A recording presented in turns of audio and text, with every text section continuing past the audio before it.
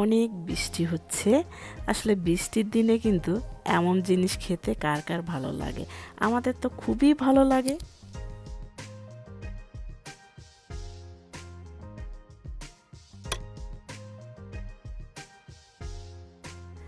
আসসালামু আলাইকুম। আপনারা সবাই কেমন আছেন?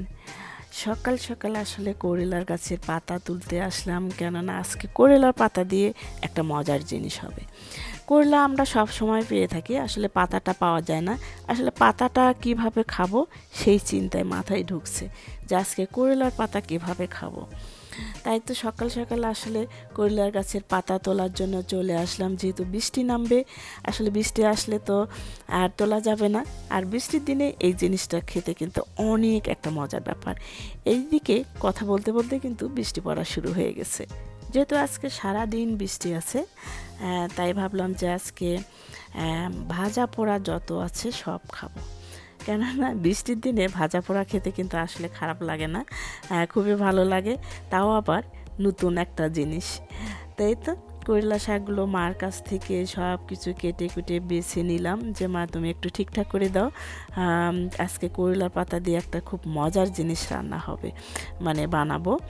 আমার লাইফে কিন্তু প্রথম, কখনো খাইনি, আজকে প্রথম বানাতে যাচ্ছি, সেটা আপনাদের সাথে শেয়ার করছি। এর মধ্যে মা শাকগুলো কেটে ধুয়ে সুন্দর করে কিন্তু পানি দিয়ে সেদ্ধ তুলে দিয়েছে। খুব একটা সেদ্ধ করার দরকার নেই, জাস্ট হালকা একটু সময় সেদ্ধ করে নেব, তাহলেই কিন্তু হয়ে যাবে। এর মধ্যে কিন্তু আমি মুসুরের ডাল একটু ব্লেন্ডার করে নিলাম। এটা খুব মানে মাপঝোঁক নাই, জাস্ট পরিমাণ মতো আগে একটু আমি দিয়ে দিলাম। আসলে কিভাবে দিলাম সেটা আমি পরে দেখাবো। সেখানে একটু জিরা দিলাম, কালি জিরা দিয়ে দিলাম। তারপর কিন্তু চালের আটা লাগবে, আর এইভাবে কিন্তু আসলে শুকনা করে চিপে চিপে কিন্তু পানিটা কিন্তু ফেলে দিতে হবে। আপনারাই হয়তো একটু মানে বুঝতে পারছেন আসলে আমি কতটা শুকনা করে চিপে নিয়েছি। সেটা এখন আমি দিয়ে দিলাম। এখানে কিন্তু পরিমাণ মতো একটু পেঁয়াজ দিতে পারেন, আপনারা চাইলে কিন্তু বেশিও দিতে পারেন।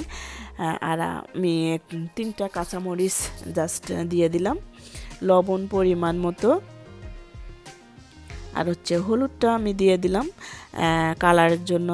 আসলে ভাজা পোড়া হলুদ না দিলেও চলে, জিরার গুঁড়া দিয়ে দিলাম। এখন যেটা দেব চালের আটা।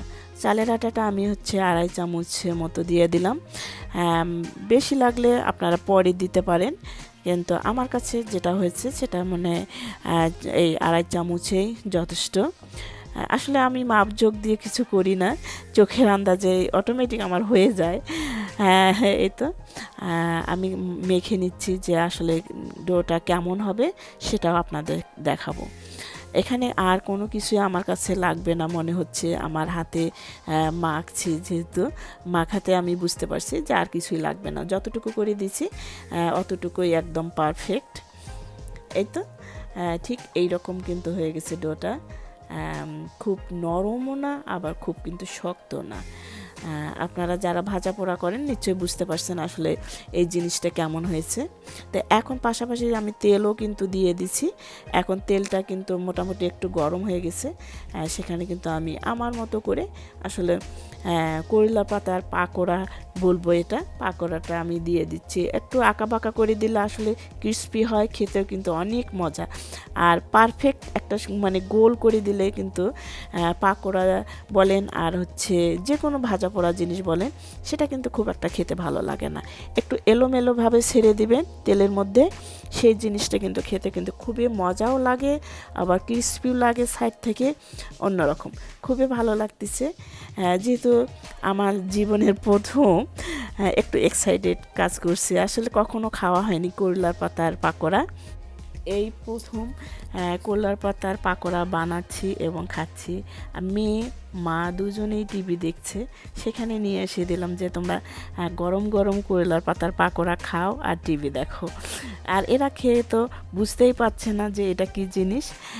আর আমি খাবো না সেটা তো আর হয় না, আমি তো রান্না করতে করতেই খেয়ে ফেলি। আর যেহেতু আমাকে বলার কেউ নেই যে তুমি খাও না কেন, খাচ্ছ না কেন, যেহেতু এই ধরনের লোক নেই, তাহলে কিন্তু বুঝতেই পারছেন যে আমার খাওয়াটা আমি নিজেই খেয়ে ফেলি, ভাজতেছি আর খাচ্ছি। এই তো একদম গরম গরম খাচ্ছি, কী যে মজা, একটু মনে হচ্ছে না এটা করলার পাতার পাকোড়া। আশা করব যে যাদের বাসায় করলার গাছ আছে একবার হলেও কিন্তু করলার গাছের পাতার পাকোড়া বানিয়ে খাবেন। এত মজা, আসলে না খেলে বুঝবেন না যে এই জিনিসটা কী জিনিস ছিল। তা আশা করি আপনাদের ভালো লাগবে। তা ভালো থাকবেন। আল্লাহ হাফেজ।